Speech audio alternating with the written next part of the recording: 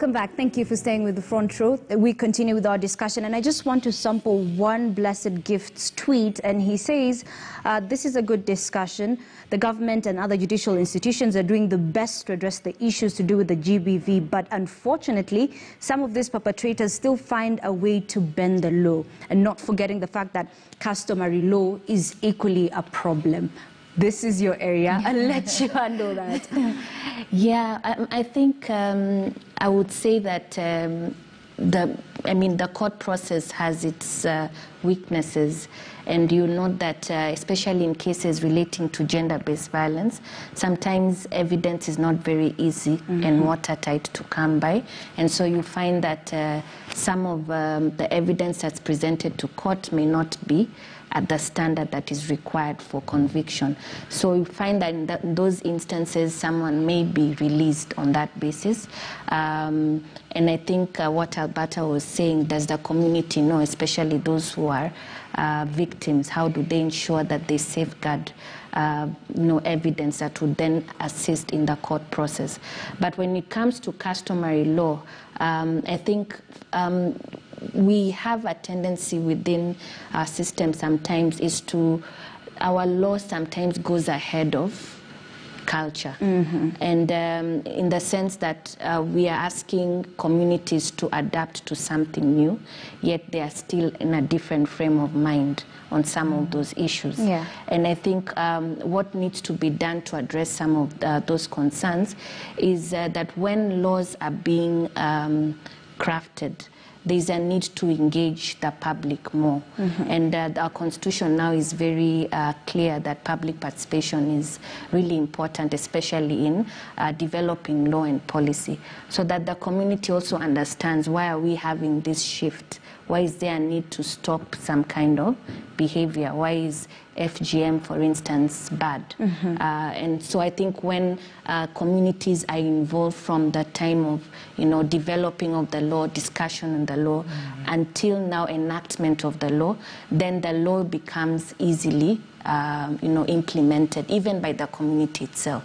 So we are seeing a situation where the lawmakers just, have their conversation, create law, and then force communities to comply. Yeah. And that has not been working very well. So I think there's already a framework to engage with the public in the lawmaking process, which we can do.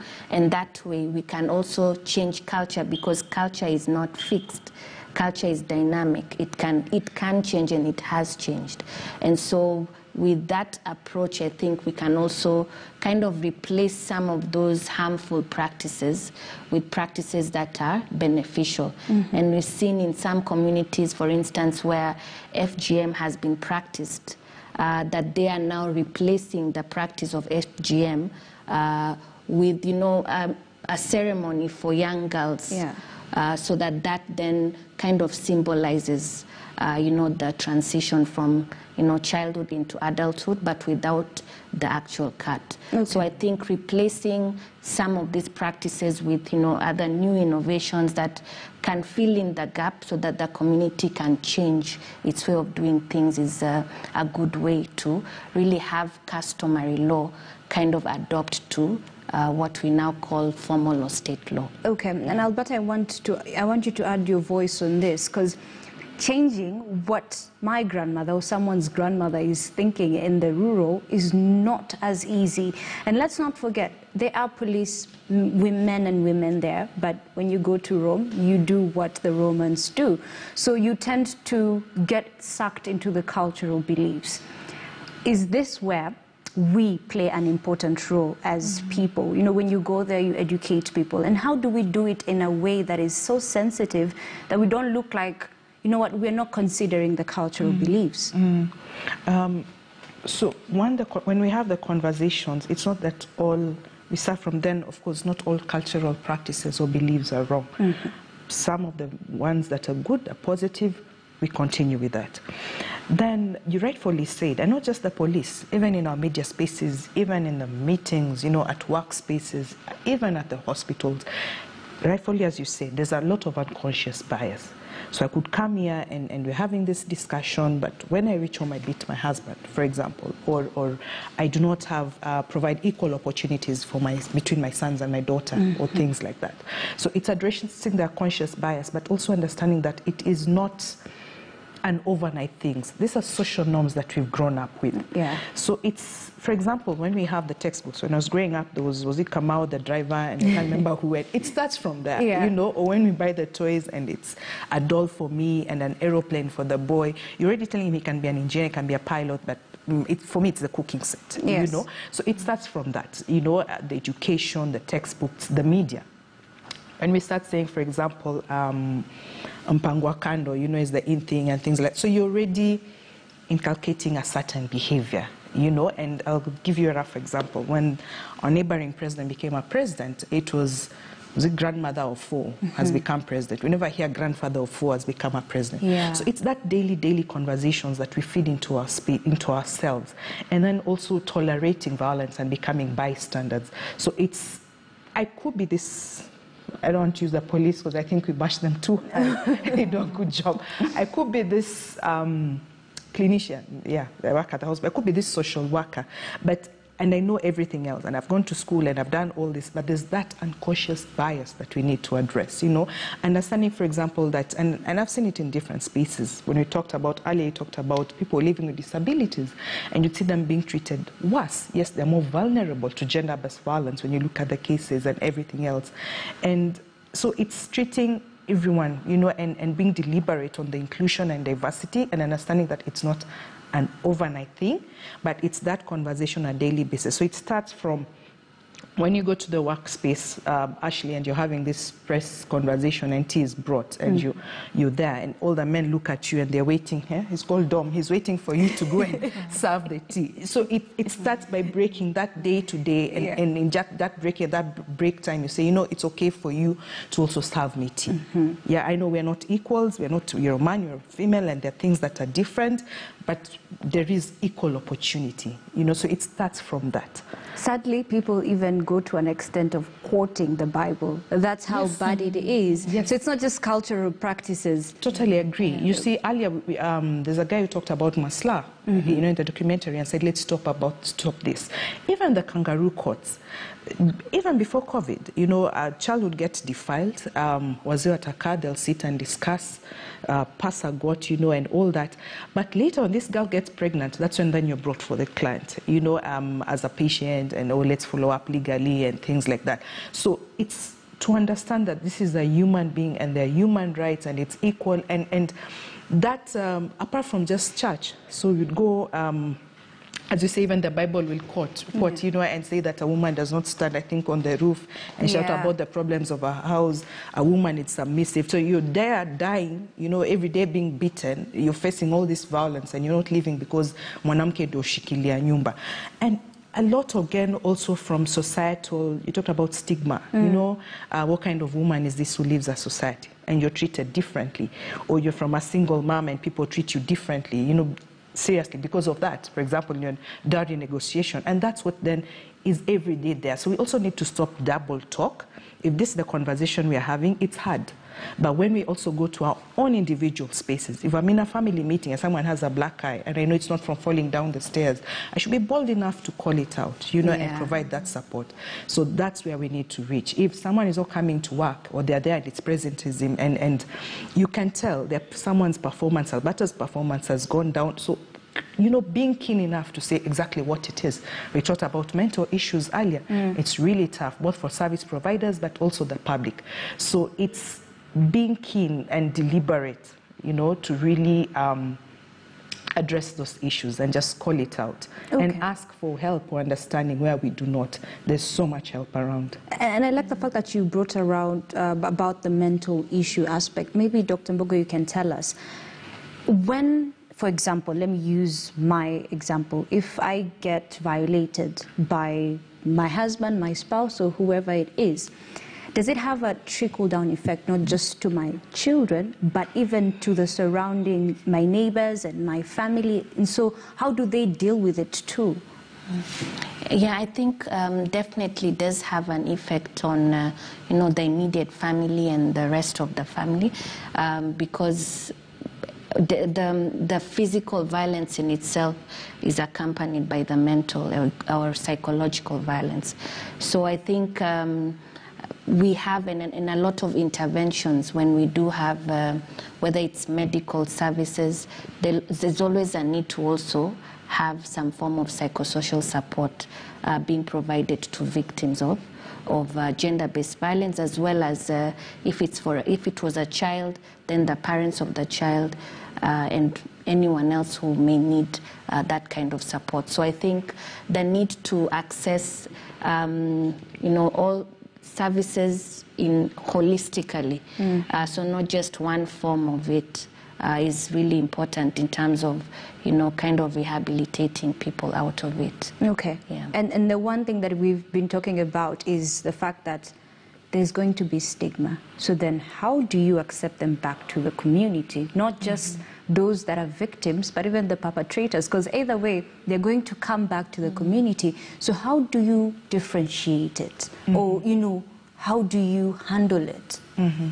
So the reintegration back to society starts even way before the abuse happens, so that then society understands that one, abuse can happen to anyone, and we need to accept them back, and there's a whole response system, whether it's medical treatment or trying to reform the alleged perpetrator and things like that, and that the system is there to do that.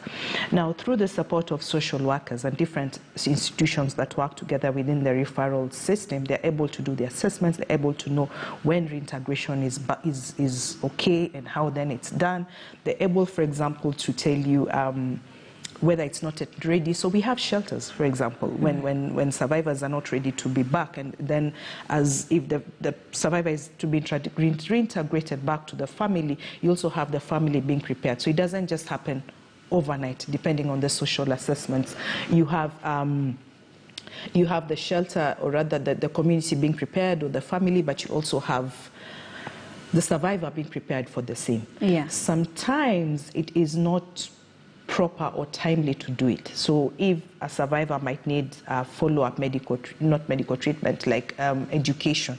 I've seen children who'd be taken to a different school, for example. Yeah. So it's really dependent on the social assessments, but bottom line, it's educating the public to understand that violence can happen to anyone, and we need to be more supportive. So we need to demystify mental wellness. I'll not be specific, but about 2 or so weeks ago, it was sad, for someone to say so-and-so because of mental wellness. So it starts from that demystifying, mental wellness or gender-based violence, and letting people know that this can happen, and it's up to us to be able to provide that support. So it's whatever spaces. I've been to schools where you'd go and the teacher would be like, nitie yule kijana alisodomaiziwa, so Yeah. it's that. It's the conversation talking about awareness earlier, and the community education and everything else. It's that space, and then providing that support. So from the counseling, we have counseling also for the support system around you. So then forever, as much as then you'd be down and integrating back to society or to the community, you have this support system around you, and can be defined by the different spaces and your actual unique needs as a survivor. Yeah. Yes. And you brought about the child, but then also let's not forget that these children who are giving birth at a very young age, most opt to drop out of school, because here you have a baby you're taking care of. For the parents or the guardians of the family members of this child who has gone through early child pregnancy or teenage pregnancy, so then how do they deal with this? Because you see, most of this sadly come from a poor background. The mother is struggling, the father is struggling, or the family is struggling in general. So the child would either give away, and because of this, we've had cases of people getting abortions because of this. So how would you advise that family to handle this situation? I think if the family itself is unable to support the child, there are other ways in which this can be done. So there are options like adoption that are available. The Children's Department also has a system called fostering, where the child can be taken by another family, whether it's a relative or otherwise, who can then take care of the needs of that child. Yeah. And if the father of the child, and here child I mean the baby, is someone who is working, then also you have there's a court process that you can take, and there are a number of non-governmental organizations that provide legal aid for parents who need to seek child maintenance from the biological father of this particular baby. So that's another process that they can also pursue, so that they can then ensure that the teenager who has now had a child is able to go back to school. Okay. Yeah. And there has been talks of teenagers or children being given contraceptives. Is this the right way to go, really? I like how you're smiling first. So it goes back to the discussion we had earlier about sexual education, yeah, and access to sexual reproductive health commodities. Commodities would include sanitary pads, the contraception you're talking about, and all that. And maybe it's important to mention at this point that there's actually a very big intersectionality between gender-based violence and sexual reproductive health and rights. So as we talk about, let me just speak to that a bit. When we talk about the teenage pregnancies, that's also gender-based violence. They're pregnant because they were defiled. This child is having a child. One of the biggest hurdles we faced at the center last year was that we had the highest number of teenage pregnancies in 20 years. We had 208 girls getting pregnant as young as 11 years. So they would come to the center, whereas we're very focused on prophylactic treatment. But this girl is coming, she's 5 months pregnant. You do not have resources, and this is now also as a country. We did not plan, for example, for antenatal care. We did not plan for the maternity, just to show that it's not just the education, the taking care of these children. I met young girls who said, I don't want to give away my child. I just want my child to be somewhere, go to school and come back. Yeah. And I'm thinking, at my age, it's really tough bringing up kids. So this child bringing up a child, you meet them, I was with some of them today, and they can't even hold a baby. They can't even, the mental torture to it, the stigma you're talking about. So back to whether then contraceptive should be given, it's a balance. You also want to give contraceptive to an adolescent girl, and of course they have rights, they can assent, and there are youth centers, and there's all these conversations that are still there, I think even including in court.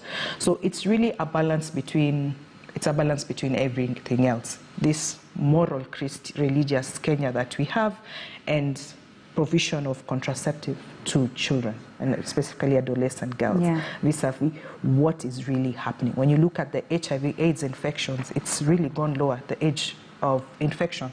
It's really now younger kids, getting HIV. That means they're sexually active. Yeah. So it's a conversation about all that. But whether the sexual education should happen, yes. Whether the contraceptive should happen, then waiting for government to let us know. Okay. Yeah, but of course there's contribution from all CSOs and all state agency discussion on the sea. Okay, we're running out of time, so I'll give you each 1 minute to give you your parting shot on this matter, because it's a conversation that goes on. It doesn't end here. Maybe I'll start with you, Dr. Mbogo.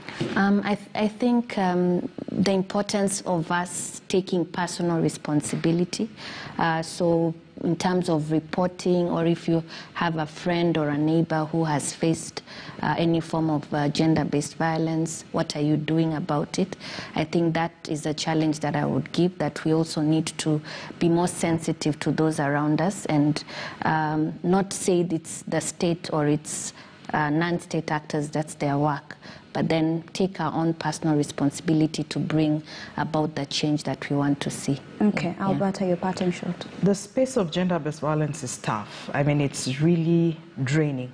But my parting shot would be the last 1-2 years, really excited. Seeing the different, even just us having this conversation, that's a big milestone, So making everyone celebrate their milestones. Yes, we're not all at the same space, but being able, as Dr. Rhys said, having this conversation in whatever spaces we have. If it's KTN, for example, get the gender policies, sexual harassment policies in place, have actions, have mental wellness sessions, so it's our own spaces. If I go home, what conversation, how am I modeling, for example, for my children? I'm not perfect, but it's all of us. If I'm in education sector, how then can I make sure that all the girls, we saw the girl who almost committed suicide on your channel yesterday, how then do we make sure that we have policies that all children are able to access education and affordable and quality education? How do we make sure, for example, the teenage girls are able to go back to school and also have provision for the children of the children, and things like that.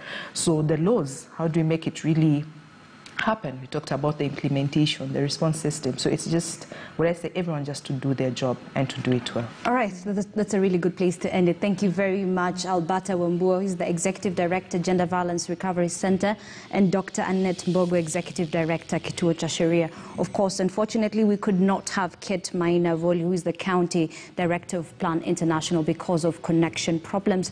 But thank you very much for being part of this conversation. I'm Ashley Mazuri. Enjoy the rest of your viewing.